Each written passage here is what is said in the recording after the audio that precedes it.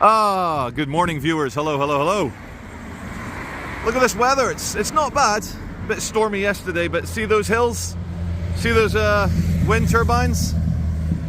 I hope you do. We're in Edenfield, and we're going to go look at Edenfield Waterfall because the concept of gravity-assisted H2O turns me on. We're coming up towards Stone Pits. We're on Plunge Road. And last plunging I did turned out in I got my penis caught in a cheese grater.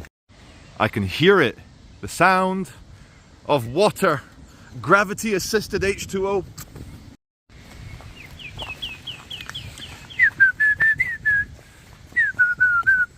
There's evidence of some old something here.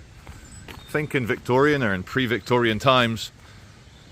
Deirdre Cloch. Around 200 years ago, there's a busy, thriving industrial site with, like, you know, mills and shite. Look at that, even rats.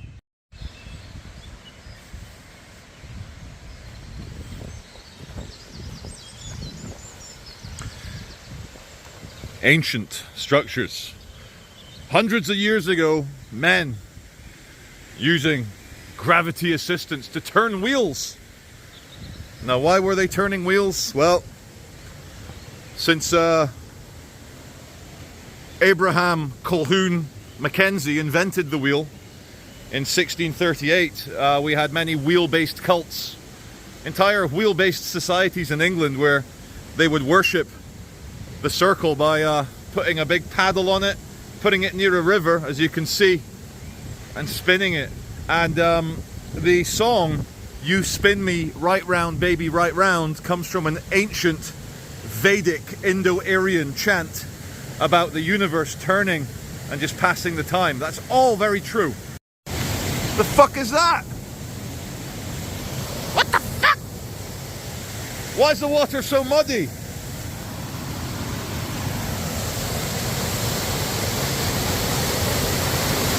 What the fuck are they fucking at? Okay. So continuing the theme of new places, we're in Backup. Skinny dog, Laura's favorite breed. Built for speed, not comfort. Good doggies. As opposed to fat people who are built for comfort, but definitely not speed. Are you allowed to say that? Oh, who cares what you're allowed to say? We're restoring free speech. Remember the 80s and 90s? So, I was just chatting with Laura about how good a movie idea would be if we got a 1980s high school bully. You know, a big jock. You know, a proper high school bully. And put him in a woke, new 2024 school full of LGTVs and different, different religions and so forth. High school bully. Hello, sir, as a viewer going past. High school bully would have a great time. Station brew, eh? So, who's going to fund the Veach film thing for the high school bully meets wokies? Viewers still loving context. Where Todd Morden's that way, Burnley's that way, Rochdale's that way, but I don't know. I don't feel there'd be too many grooming gangs over here like they have in Rochdale. I don't know, the demographics don't look groomy. Yeah. Just imagine these towns when they used to be busy and full of life. There's no one here. One of the roundabouts, yeah. Little Queen's pub in the background, closed down, of course. It would look worse in the rain, I'll give it that. It looks okay in the sun.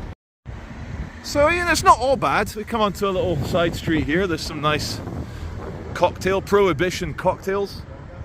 Only the Americans would do such a thing, wouldn't they? Bench with the crackheads. Here's another one, He's like, it's time to cracky. See that? That's the Conservative Club of Backup from 1893. When the Conservatives used to care about conserving. J. Wilson, Borough Engineer, Look at that. John Hargreaves, Mayor, 1883. And this is engineering firms used to actually care and be full of pride. James Barker and his sons, look at that.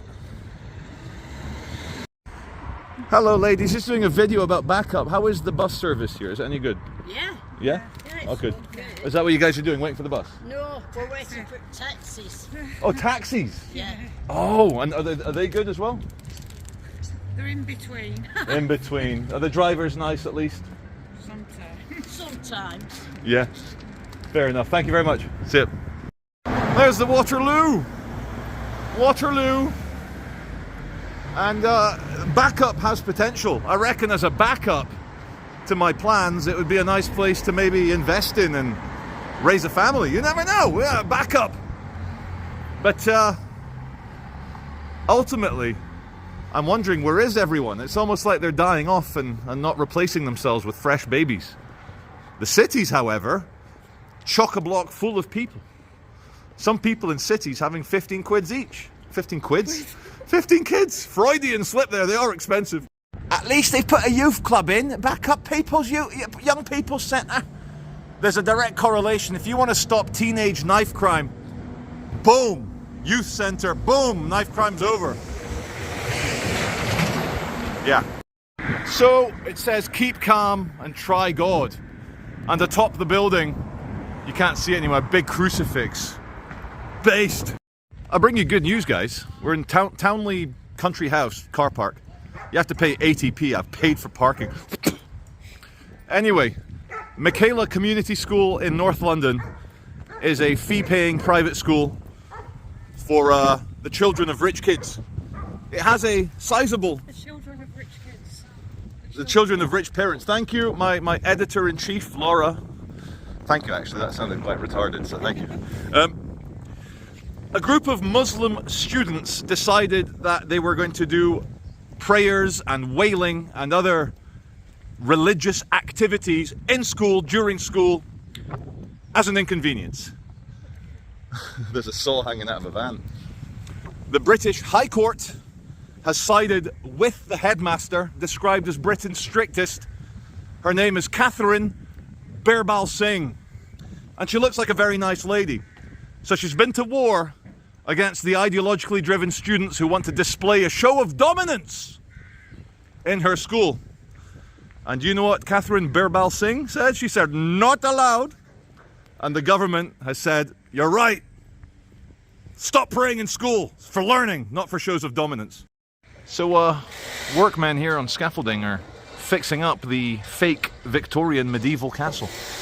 Probably built in the late 1800s to make it look like something from 1,000 years ago. Well. So I turn on the news and they're all covering it. There's a Conservative conference happening in Brussels. Well, it was happening. It still kind of is. Nigel Farage is there. Suella Braverman. These are just mainstream right-wing people. Mainstream. Now, the Brussels police, the mayor, has released a statement on Twitter saying the far right are not welcome in Brussels. Mainstream right-wing people are now being called far right. Like I was called far right for being against the imposition of dangerous gender-bending ideologies onto children. That makes me far right. Now, Nigel Farage is as mainstream right-wing as you can get. Suella Braverman, she's a bloody Tory. She's mainstream right-wing. And they've shut it down. Now, if I was to redo this conference, I wouldn't have named it National Conservatism. The NatCon conference. You know, when you're kind of hyphening two words, you don't want national socialist, you don't want national conservative. Especially don't abbreviate it to NatCon. You just allow your ideological adversaries, as in the left-wing wokies, to shut you down. Oh, NatCon, it looks like NatSoc. Shut them down. So apparently it was very popular. A lot of people have attended. The police are using the excuse of public safety because there's a road outside, and the police are making sure that grown-ups don't get hit by cars because grown-ups don't know how to cross a public road. But for a European city, in fact the headquarters of the European Union, the great big peaceful project after World War II, to be shutting down political parties, sorry, political rallies that are quite mainstream, even if they do have a slightly shitty name. I would have just named it the Conservative Conference, not the NatCon Conference. But there you go. Just thought I'd share it with you guys. Now that is a fine tree. Praise be to the Lord, praise be to Jesus. It's a cedar of Lebanon. So this tree is on the Lebanese flag. That's how good this tree is. And the Lebanese love their trees. So good they put it on the flag. I would say a slight Soviet influence to this war memorial for the men of Burnley who gave their lives for their fellow countrymen in the Great War of 1914 to 1918. She looks like a kind of a field plowing Russian peasant lady. They look like three cosmonauts. There's Yuri Gagarin. What do you guys think? Am I just looking at shit, thinking it's shit? Is my brain full of shit, or is that a bit Soviet? Here we go. Bowling green. The English having a good time. This is like what the French would call boule or pétanque, but in England it's bowling. You should see the accuracy on some of these oldies.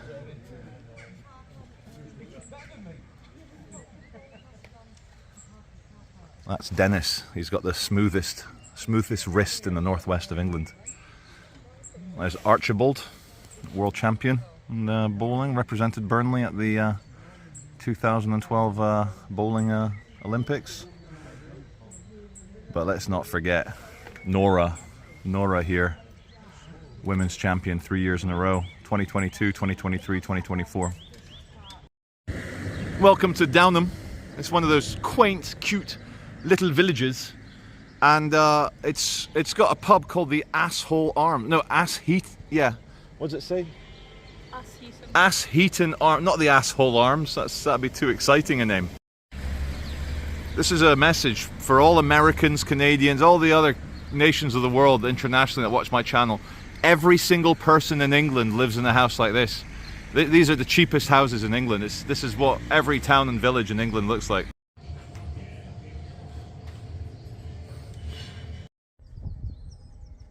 It's all so beautiful. And then they come and spoil it all by putting a big snorkeled Land Rover Defender.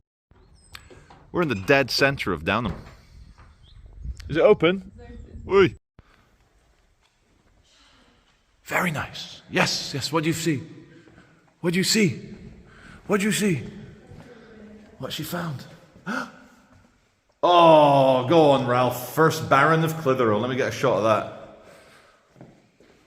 Look at that. Very good. So for my final little rant and little look around here in Downham, I just want to recommend a great movie I watched yesterday at the cinema. You may have heard of it, written by Alex Garland, Civil War.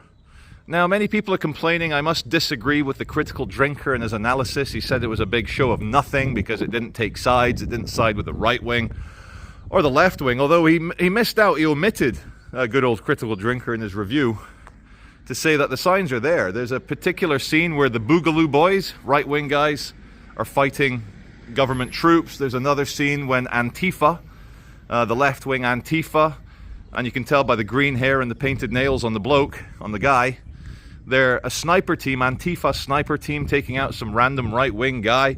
It shows you this film.